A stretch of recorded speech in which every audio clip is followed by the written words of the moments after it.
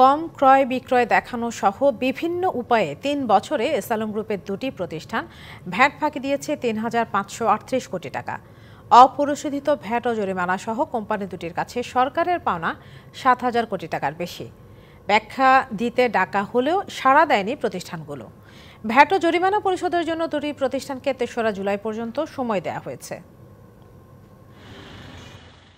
দেশের অন্যতম শিল্প গ্রুপ এস আলম প্রতিষ্ঠানটির দুটি কোম্পানির বিরুদ্ধে ৩ বছরে ৩,৫৩৮ কোটি টাকা ভ্যাট ফাঁকির অভিযোগ এনেছে চট্টগ্রামের কাস্টমস, এক্সাইজ ও ভ্যাট কমিশনারেট। এনবিআর এর ভ্যাট শাখার একটি অডিট প্রতিবেদন অনুযায়ী ভ্যাট রিটার্নে কম ক্রয় বিক্রয় দেখানো সহ বিভিন্ন উপায়ে ২০১৯-২০, ২০২০-২১ ও ২০২১-২২ অর্থ বছরে ভ্যাট ফাঁকি দেয় প্রতিষ্ঠান দুটি।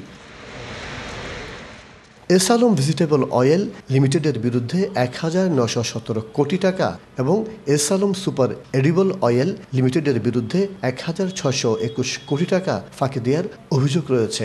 অপরিশোধিত ভ্যাটের উপর প্রতিষ্ঠান দুটিকে আরও ৩,৫৩১ কোটি টাকা জরিমানা করা হয়েছে।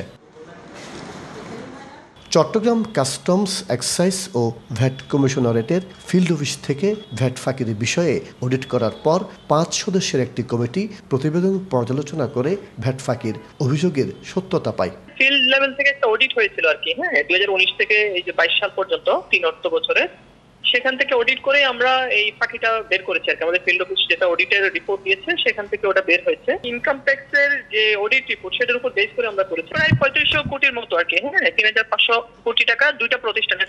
নগদের কাছে সব গ্রাহকই প্রিয়, তাই তো সারা দেশে ক্যাশ আউট চার্জ সবচেয়ে কম। অপরিশোধিত ভ্যাট ও জরিমানার মোট পরিমাণ ৭,০৬৯ কোটি টাকা। এই টাকা পরিশোধের জন্য দেয়া নির্ধারিত সময়সীমা শেষ হবে আগামী ৩রা জুলাই। মাসুদুল হক, ডিবিসি নিউজ, চট্টগ্রাম।